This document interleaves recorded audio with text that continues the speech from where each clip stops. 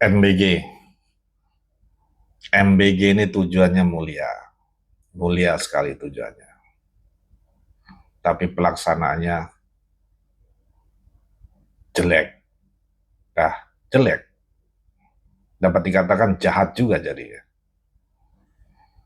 MBG dengan tujuan mulia untuk 10, 15, 20 tahun ke depan. Pertumbuhan generasi anak-anak bisa menjadi bibit-bibit yang tangguh. Mulia tujuannya. Tapi pelaksanaannya seperti tidak ada orang pintar di pemerintah. Ini nggak tahu kenapa Pak Prabowo ini jadi begini. Ini idola saya dari zaman dulu.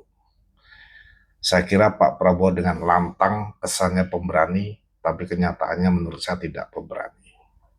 Kurang bernyali. Kurang bernyali.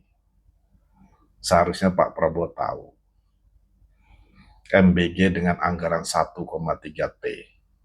Ya, itu besar sekali dibandingkan dengan Kalbar aja yang disinggung Pak Krisantus, anggaran pembangunan Kalbar yang hanya 6 triliun, itu persamaannya 1 minggu MBG aja. Dengan anggaran sebesar itu,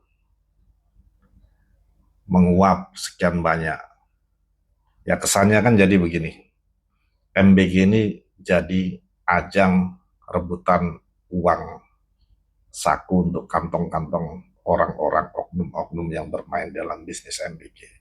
Kesannya lebih banyak ke situ. Itu yang pertama. Ini kesannya ya. Saya rasa banyak saudara-saudara kita yang menilai seperti itu. Saya salah satunya. Walaupun saya pendukung berat Pak Prabowo, tapi saat ini agak kecewa. Bukan agak kecewa, kecewa dah. Dengan cara pelaksanaan begini. Seolah-olah nggak ada orang pintar di pemerintahan. Nggak ada yang bisa ngatur teknis yang benar begini, mekanisme pelaksanaan implementasi yang benar begini. Sepertinya seolah-olah nggak ada orang pintar untuk mengatur seperti itu. Untuk mengefisiensi uang negara dalam tujuan yang mulia. Ini tujuan mulia jadi pelaksanaannya menjadi tidak mulia. Karena apa? Tadi itu dia. Kesannya jadi. Itu yang pertama. Yang kedua, tidak tepat sasaran. Jadi banyak anak-anak yang mampu yang seharusnya tidak harus dibantu dengan MBG. Itu mendapatkan jatah MBG. Sedangkan anak-anak ini yang terbiasa makan dengan gizi baik, menu MBG ini terkadang nggak dimakan, mubazir.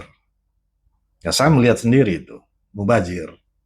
Jadi kan sayang, artinya mubazir makanan itu, mubazir juga anggaran MBG yang sekian besar, karena dikalikan dengan jumlah anak yang mampu seluruh Indonesia ini yang mendapatkan jatah MBG berapa juta kalikan berapa rupiah. Akhirnya terbuang uang itu sia-sia, dan yang menikmati adalah orang-orang yang mendapatkan permainan bisnis MBG ini. Nah, jadi bisnisnya jadi hanya menguntungkan pelaku-pelaku yang bermain di dalam bisnis MBG, bukan anak-anak yang tepat sasaran. Bagi anak-anak yang tepat sasaran sih nggak ada masalah. Kita bersyukur supaya tujuan mulia itu benar-benar bisa tercapai. Yang jadi masalah sekarang ini adalah MBG itu, pertama saya ulangi, tadi adalah jadi bancaan lah, jadi rebutan duit negara untuk kantong-kantong pribadi yang bermain di dalam MBG. Yang kedua, tidak tepat sasaran karena banyak anak-anak yang mampu mendapatkan jatah MBG. Bukan tidak bersyukur, tapi mubazir.